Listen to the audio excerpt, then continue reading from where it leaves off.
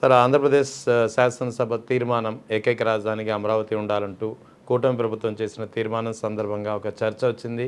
YS Jagan అధికారంలోకి వస్తాడా రాడా, వస్తే ఏమవుతుంది, రాడని కొందరు. మొత్తానికి ఓవరాల్గా జగన్ చుట్టూనే మొత్తం చర్చ అంతా జరిగినట్టు కనిపిస్తుంది. ఎలా తీసుకోవాలి దీన్ని? అంటే జగన్ అనే భయం ఇంకా వీళ్ళని వెంటాడుతుందా ఏంటి?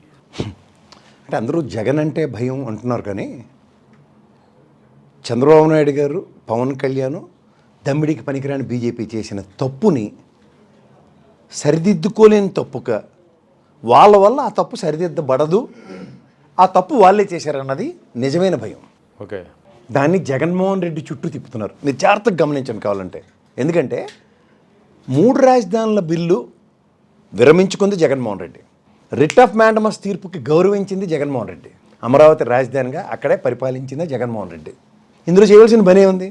అమరావతి రాజధాని జగన్మోహన్ రెడ్డి యాక్సెప్ట్ చేసినది ఒప్పుకోవాలి వీళ్ళు. అవును, ఒప్పుకోకుండా మళ్ళీ 3 రాజధానులు, కొత్త హరికథలు. నిన్న ఎవరికి ఉపయోగం, 45 ఏళ్ళ అనుభవం అని చెప్తున్నారు. ఎందుకది? ఎందుకు దిక్కుమాల అనుభవం నాకు అర్థం కాదు. చెట్టుకేళ్ళు వచ్చినట్టు అనుభవం అంటారు, అదే ఉంది. ఎవడైనా తలతో కొన్నాడు మళ్ళీ అసెంబ్లీ తీర్మానం చేస్తారా? దేనికి చేశారు మీరు చెప్పండి? అదే కదా. అంటే మీకే కాంట్రడిక్షన్ చెప్తా. అవును, గతంలో మీరు 151 గెలిచినప్పుడు ఇక్కడ 23. అవును, అక్కడ మండలంలో మీకు స్ట్రెంత్ ఉంది, బెంచ్ స్ట్రెంత్. అప్పుడు ఇది చూడు, ఐపీఎల్ మ్యాచ్కి అమెరికాను అంబానీ ఫ్యామిలీలు వెళ్ళిపోయి వరల్డ్ కప్ చూసినట్టు పైనుంచి చంద్రబాబు నాయుడు గారు కూడా చూసేసి ఆ మండలి చైర్మన్ బిల్లు అడ్డేసుకున్నాడు కదా. ఇప్పుడు మీకు బిల్లు అడ్డుకుంటారా లేదా అన్నది నిజమైన టెస్టిమోనియల్ టెస్ట్ జగన్మోహన్ రెడ్డికి. అమరావతి బిల్లుని అడ్డుకోరు కదా వాళ్ళు. అవును, అంతే కదా. కానీ వీళ్ళ నెగిటివ్ నెరేషన్ ప్రజల్లోకి తీసుకెళ్ళడానికి మండల్లో జగన్మోహన్ రెడ్డి అడ్డుకుంటాడన్న భ్రమలు ప్రజలకు కల్పించడానికి. అందుకని మండలికి బిల్లు పంపించకుండా కేవలం తాత్కాలిక ఉపశమనం. మొన్న ఎందుకు సార్, ఇంతకన్నా ముందు పార్లమెంట్ సెషన్లో ఇలా మొహం మీద కాగితాలు ఇసిరి కొట్టారు వాళ్ళకి. ఎవడరా మీకు బిల్లు పెట్టడం కూడా రాదా అని. ఎందుకు పెట్టలేకపోతున్నారు చెప్పండి? ఎందుకంటే నోరిప్పితే అబద్ధాలు చెప్పే చంద్రబాబు నాయుడు గారి గురించి ప్రజలు తెలుసుకోండి ఫస్ట్. ఎందుకంటే మీకు జాగ్రత్తగా చెప్తాను. ఆయన చెప్పి పకోడీ కబుర్లు ఏముంటాయి? సైబరాబాద్ నిర్మాత, దార్శనికుడు, గ్రేటర్ హైదరాబాద్, ఇవన్నీ ఆయన చెప్పే టపాచిపుత్రుడు కబుర్లు. వాస్తవానికి గ్రేటర్ హైదరాబాద్ రేడియస్ అంతా క్రియేట్ చేసింది మహానుభావుడు రాజశేఖర రెడ్డి గారు. అంతే. సైబరాబాద్ అన్నది ఎప్పుడు ఏర్పడిందో ఆ ప్రస్థానంలో తెలుగుదేశం లేనేలేదు. అంటే నవనగరాల కాన్సెప్ట్కి ఇంటర్లేట్ చేసి చెప్తున్నాను. లేదా కొత్త నగరాలు, ఫైనాన్షియల్ డిస్ట్రిక్ట్, ఇవన్నీ మీరు గమనిస్తే సైబరాబాదు, ఫైనాన్షియల్ డిస్ట్రిక్ట్, ఇంకా మీరు చెప్పిన జియోనారం, ఇవన్నీ ఏమైనా అనుకుంటే తొలి అడుగేసిందేమో అనుకుంటే కూడా ఇక్కడ మీకు ఈ కాన్సెప్ట్లో ప్రజెన్స్ లేని చంద్రబాబు నాయుడు ఎలా బిల్డప్ ఇస్తున్నారో చూసుకోండి. ఎందుకు చెప్తున్నాను ఈ పాయింట్ మీరు జాగ్రత్తగా గమనిస్తే, మనం 10 ఏళ్ళ పాటు ఇక్కడ ఉమ్మడి రాజధాని అన్నారు. అందులో మనకి ఏటేటి ఇచ్చారు? 4 బ్లాకులు 5 బ్లాకులు ఇచ్చారు సెక్రటరియట్లో. ఏడవండి ఉద్యోగస్తులు అక్కడ ఏడవండి అని. సచివాలయం బదులు అసెంబ్లీ ఏముంది? అసెంబ్లీ సమావేశాలు ఎప్పుడు పెట్టుకుంటే తెలంగాణల తర్వాత మీరు పెట్టుకోండి. హైకోర్టులో మీ కేసులు ఉంటే వాదించుకోండి. ఇదే మనకి ఇచ్చారు. అవును. ఇప్పుడు హైదరాబాదు, సికింద్రాబాదు జంట నగరాలేనా? మీరు సికింద్రాబాద్ క్యాపిటల్ అంటారా? కాదు. కాదు. అవునంటారా కాదంటారా? కాదు. కాదు కదా. సైబరాబాద్ హైదరాబాద్ క్యాపిటల్ అంటారా? సైబరాబాద్ క్యాపిటల్ అంటారా? హైదరాబాదే. ఫైనాన్షియల్ డిస్ట్రిక్ట్ హైదరాబాదే కదా. కానీ వీళ్ళు ఎంత తెలివి తక్కువ మేళం అంటే బేసిక్ బౌండరీస్ ఫిక్స్ అవ్వాలి స్టేట్ క్యాపిటల్కి. అదే స్టేట్ పర్వ్యూ. ఏంటి సెక్షన్ 5 ఆర్టికల్ 5 అమెండ్ చేస్తారా? మీతో అవుద్ది అది? అవుద్దా? అదే కదా. మళ్ళీ అనమాట అవుతుందా? కోర్టులో ఉంది, కొన్ని కాగితాలు పెండింగ్ ఉన్నాయి విభజన హామీలకు సంబంధించినవి. ఉండవాళ్ళు ఎక్కడ దానుకున్నాడు? ఎందుకు బయట రాడు? ఇలాంటప్పుడు సెలరైపోవాలి కదా. అంత నిదానంగా ఆచితూ స్టెప్లు వేస్తున్నాడు అంటే మళ్ళీ అనమాట. ఇప్పుడు మాట్లాడదాం. సరే, విభజన హామీల సంగతి చూద్దాం. సెక్షన్ 5 ప్రకారం శ్రీకృష్ణ కమిటీ రాష్ట్ర విభజన, తదనంతర కమిటీ ఏంటండి? నారాయణ కమిటీ. నారాయణ కమిటీ. ఇది నారాయణ, ఇది వీళ్ళు వేసుకున్న అదే దీనికన్నా ముందు ఒకటి రాజధాని గుంటూరు, విజయవాడ పరిసర ప్రాంతాల్లో ఏమని చెప్పారు కదా. ఏది? కృష్ణన్ కమిటీ. అది ఆయన ఉచ్చరించిన దానికి ఇప్పుడు మీరు మళ్ళీ అనమాట విజయవాడ గుంటూరుకి 40 కిలోమీటర్ల దూరంలో ఉంటుంది అమరావతి. అంతే. ఏ ప్రాతిపది మీద గుంటూరు కానీ లేకపోతే విజయవాడ కూడా కానీ క్లెయిమ్ చేసుకుంటాడు చెప్పండి? అంటే ఒక కొత్త నవనగరం నిర్మించే కాన్సెప్ట్ ఆ రోజు నవనగరాలని చెవిలో పువ్వేడితో కొత్త నగరాన్ని అమరావతి క్యాపిటల్ కింద ఆంధ్రప్రదేశ్ ప్రజలకు పరిచయం చేశారు. ఇది బ్లండరే కదా. దానికి ఇంకో పేరు పెట్టారు ఎవరికి అనుమానం రాకుండా, పీపుల్స్ క్యాపిటల్, ప్రజా రాజధాని కదా. అక్కడ ప్రజల సందర్భం ఎంతండి? ఎవడన్నాడు అక్కడ పనికొచ్చినాడు? వీళ్ళేనే ఉన్నారు అట్లీస్ట్. మొత్తం 30 గ్రామాలు గట్టెక్కి కొట్టినా సరే 5 లక్షలు లేదు. ఇప్పుడు 30 గ్రామాలు తన్ని తగిలేశారు కదా, 34,000 ఎకరాలు రైతులు తీసుకున్న తర్వాత ఆ చుట్టుపక్కల వాళ్ళు ఎవరు లేరు కదా. అవును, ఉన్నారా లేరా? అంటే ప్రజలు లేని దగ్గర ఒక నగరం కట్టి దాని రాజధాని నీళ్ళు పేరు పెడుతుంటే అది పచ్చి బూటకమే కదా. అవును. సరే, ఇప్పుడు 34,000 ఎకరాలు ఇచ్చిన రైతులు వాళ్ళకే కదా రాజధాని ఇదే అని చెప్పి పాపం వాళ్ళు దేనికి త్యాగం చేశారు రైతులు? అంతే, ఇది రాజధాని అని చెప్పి త్యాగం చేశారు. ఇప్పుడు వీళ్ళు దురాశ దొక్కానికి సేటు మా నారాయణ దురాశ ఎలాగుంది? ఆ చుట్టుపక్కల ఇంకో 70,000 ఎకరాలు ఇవన్నీ దగ్గర 2 లక్షల ఎకరాలకు దుకాణం పెట్టారు లేదా? కానీ కరకట్ట కొంపలో ఆ మూలికల రాజుది కానీ లేకపోతే బీజేపీ ఎంపీది కానీ ఈ గొంప కానీ ఎవరు ఎరగొట్టరు. అది అవన్నీ ఎరగొడితే 20,000 ఎకరాలు కదా. అది 34 + 20,000 అంటే 54,000 ఎకరాలు కదా. దీంతో పని ఏదో మొదలెట్టి ఇది బాబు మా రాజధాని జనాలందరికీ. ఇప్పుడు రాటిఫైడ్ జోన్ ఏదో ఉంది కదా, 6 జోన్ ఏదో అన్నారు, అక్కడ 2,500 ఎకరాలు ఉంచారు. దేనికి? ప్రజలకి సెంటున్నర భూమి ఇస్తే సామాన్య మానవుడు నివసించడానికి. వీళ్ళు వచ్చి రాగానే వాళ్ళందరినీ తగిలేశారు కదా. అవును. అంటే ప్రజలు లేకుండా వీళ్ళు ఏదో ఒక దిక్కుమాల ఉద్దేశంతో చేస్తున్న ఒక తంత్రం. ఈ తంత్రానికి నిన్న అసెంబ్లీ వేదికగా పవన్ కళ్యాణ్ ఏం మాడుతున్నాడు? నీతో ఎలాగో కాదయ్యా, నువ్వు ఒక్కడివే, నీ వల్ల కాదు, నీకు చేత కాదు, నువ్వు ఒక్కడివే నిలబడితే నీకు డిపాజిట్లు కూడా రావు, నీకు నియోజకవర్గమే లేదు. ఫస్ట్ థింగ్, రేపు వర్మ తిరగబడ్డాడంటే పిఠాపురం నాదంటే నీకు అతిగతి లేదు, పాపలో మేము అనుకోవడమే నువ్వు. అంచేత నీ భయానికి నువ్వు చచ్చినట్టు వాళ్ళ దగ్గర కాళ్ళ దగ్గర పడి ఉంటావు, దాసోహం చేసుకుంటూ. Forget about you. మిగిలిన వాళ్ళ సంగతి ఏంటి? కట్టు బట్టలతో పంపించడానికి లోకేష్ మాడుతున్నాడు ఆయన. సార్ మీకు తెలుసా సార్? తెలిసి మాడతారా, తెలియక మాడతారా? అప్పుడు ఇంకా మీకు రాజకీయ అరంగేట్రం లేదు, ఇంకా ఎమ్మెల్సీ అవ్వలే. మీ నాన్నగారు ఇక్కడ నోటు కేసులో కోడిపెట్టలో దొరికితే ఆ లుంగి బ్యాచ్ ఒకటి వచ్చింది బీజేపీ వాడిది, సెటిల్ చేసాడు రామకృష్ణ హెగ్డేలని పదవ పొద్దున కేసీఆర్కి బెదరగొట్టి మీ నాన్నగారిని తట్టబొట్ట సర్ది బస్సుకు బేసి అక్కడ పరిపాలన స్టార్ట్ చేయడం మొదలెట్టారు. సరే, పవన్ కళ్యాణ్ కూడా అదే శాసనసభలో మాట్లాడిన వ్యాఖ్యలు కొన్ని ఉన్నాయి. తాను, తన అన్నయ్య చిరంజీవి చెన్నై నుంచి తెలుగు చలనచిత్ర పరిశ్రమ మద్రాసు నుంచి హైదరాబాద్కి వచ్చే క్రమంలో అక్కడ ఆస్తుల్ని అమ్ముకుని మేము ఇక్కడికి రావాల్సి వచ్చింది అని చాలా ఆవేదనగా మాట్లాడిన పరిస్థితి. వాస్తవానికి అక్కడ తెలుగు చిత్ర పరిశ్రమని మద్రాసు నుంచి వెళ్ళిపోమని చెప్పి అక్కడ వాళ్ళు ఎవరు చెప్పలేదు, వీళ్ళంతా వీళ్ళకి కావాలని వచ్చారు. అది కూడా వీళ్ళు కాదు, మహానుభావుడు రామారావు ఉన్నట్టు, మహానుభావుడు నాగేశ్వరరావు గారు, మహానుభావుడు సోహన్ బాబు గారు కూడా అక్కడి నుంచే కృష్ణ గారు వీళ్ళంతా ఇలాంటి మహనీయుల్ని స్మరించుకోండి తెలుగు చలనచిత్రం. ఎందుకంటే ఎవరు హైదరాబాద్కి వచ్చింది కాబట్టి. వీళ్ళతో ఏంటి సార్, వీళ్ళు అసలు ఎవరండి వీళ్ళందరూ? ఎవరు వీళ్ళంతా? వాళ్ళ గొర్రె జనాలు కాబట్టి వింటున్నారు ఈ పనికిమాలిన శాతం అంతా. ఎంట్ల పెడితే సరిగ్గా ఉంటారు వీళ్ళు. సినీ పరిశ్రమలో ప్రస్థానం ఎప్పుడు? ఎవరు? చిరంజీవి గారిది ఎప్పుడు? పునాదురాలే కదా. అంతే కదా. ఎప్పుడు? 870. అప్పటికి ఆల్రెడీ పరిశ్రమ ఇక్కడికి వచ్చేసింది, ఇంచుమించుగా వచ్చింది. అంతే, 70వ దశకమే కదా. అంతే.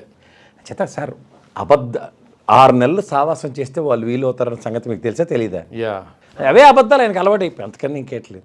అవి బతక నేర్చిన అబద్ధాలు, అధికారం కోసం అబద్ధాలు. అదే సార్ ఇక్కడ ఇప్పుడు ఇది టాపిక్ డివేట్ అవుతాం సార్. మనకు కావాల్సింది రాజధాని, బౌండరీస్. మీకు ఇంకోటి చెప్తున్నాను, ధన దుర్వినియోగం, ధన దాహానికి, భూ దాహానికి రాజధాని అని పేరు పెట్టుకొని వీళ్ళు చేస్తున్న ఒక కపట మోసానికి అమాయకులైన గుంటూరు పరిసర ప్రాంత రైతులు ఎన్నో వందల గ్రామాలు నాశనం అవుతున్నాయి. ఇది ప్రజలు గ్రహించుకోండి. ఎందుకు చెప్తున్నానంటే వీళ్ళతో ఏమీ కాదు. సిఆర్డిఏ వాళ్ళు 34,000 ఎకరాల రైతులకి, 29 గ్రామాల రైతులకి ఎలాంటి అవమానాలు చేస్తున్నారో చూడండి. మంత్రి సమక్షంలో చనిపోయిన రామారావు గారికి రైతు, ఇది గమనించుకోండి. ఏం చేసిన పళ్ళు కొరికి అడగండి.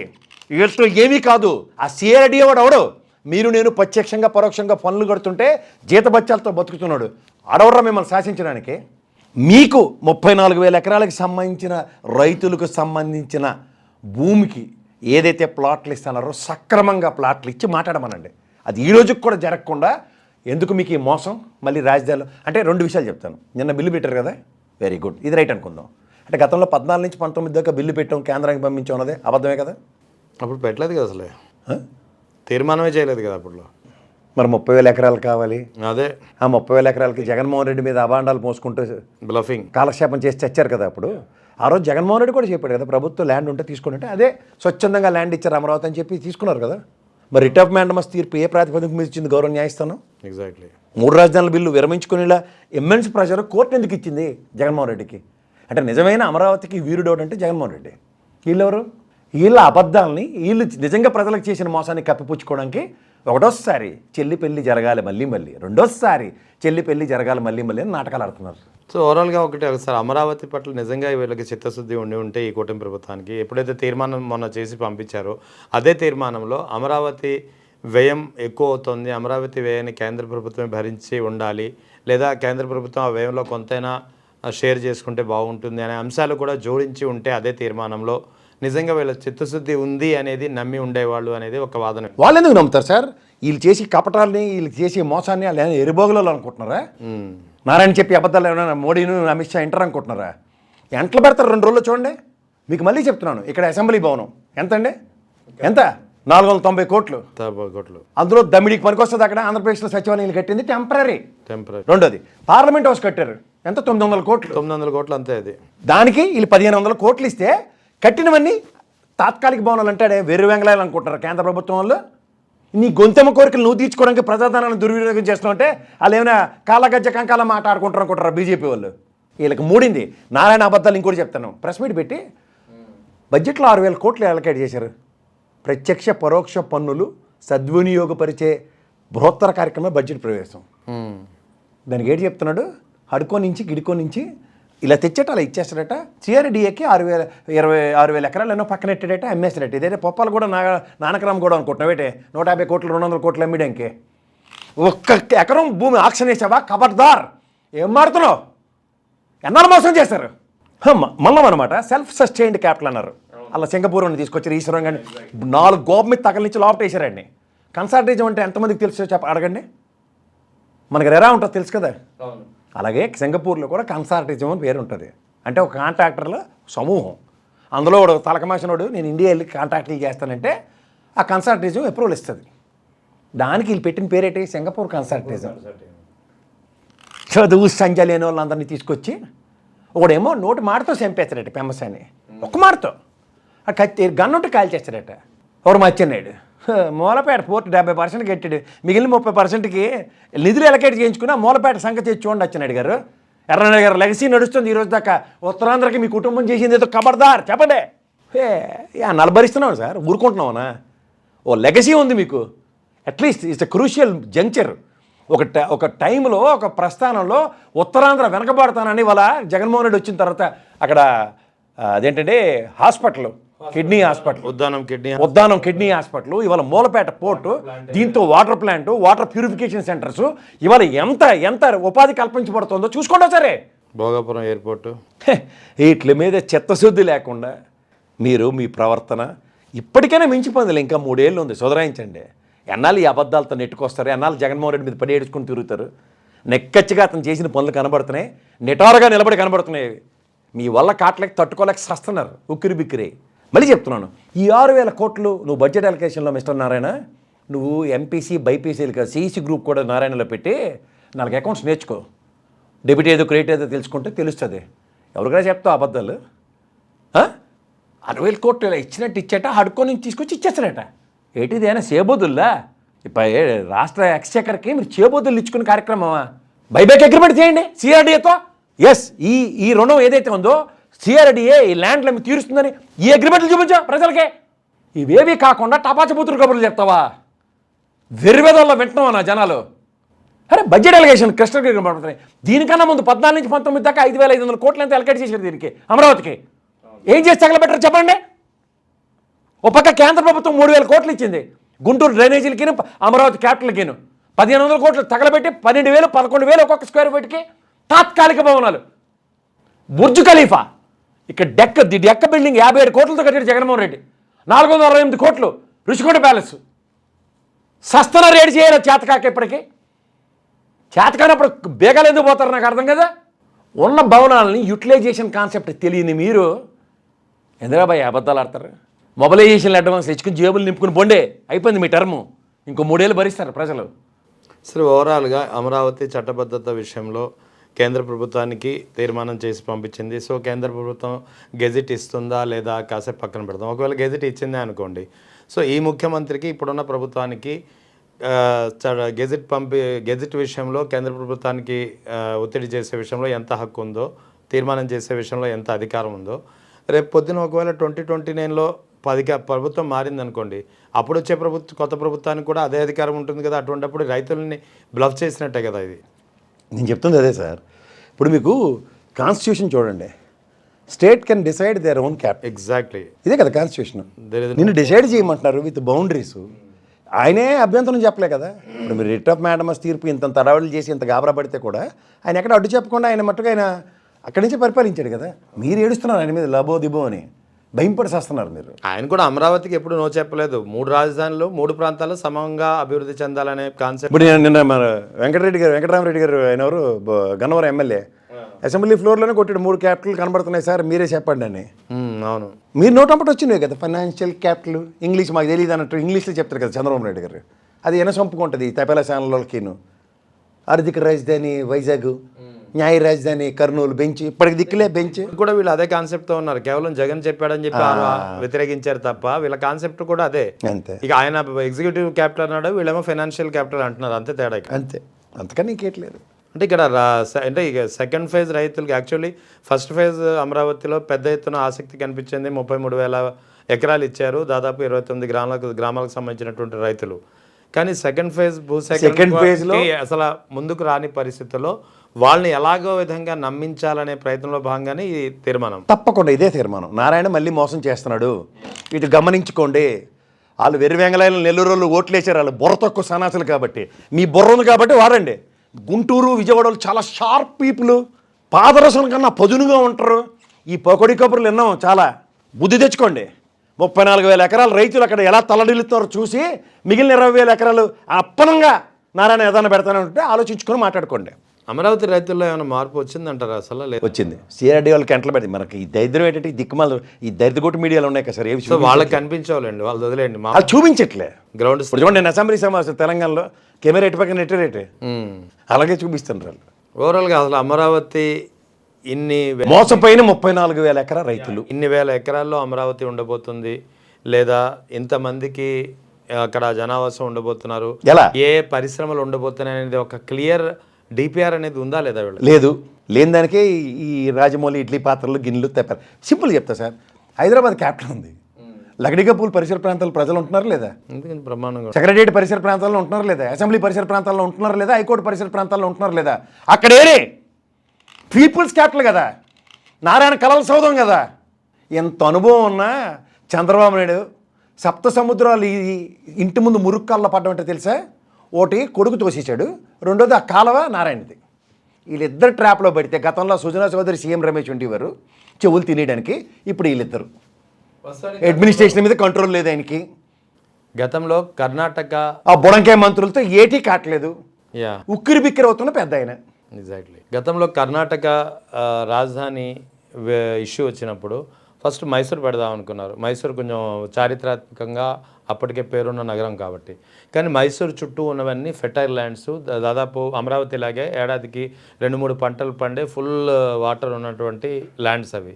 సో అటువంటి చోట్ల పంటలు నాశనం చేయడం ఎందుకు, మైసూర్కి ఒక 120 కిలోమీటర్స్ దూరంలో మా బెంగళూరుని అభివృద్ధి చేద్దామని చెప్పి బెంగళూరులో ఏవి అవసరమో అంటే శాసనసభ, ఒక సెక్రటేరియట్ ఏవి అవసరమో అవే కట్టి మిగతాది ప్రజలకు వదిలేసినటువంటి పరిస్థితి. కాలక్రమంలో బెంగళూరు ఎలా అభివృద్ధి చెందిందో మన అందరికీ చూస్తున్నాం.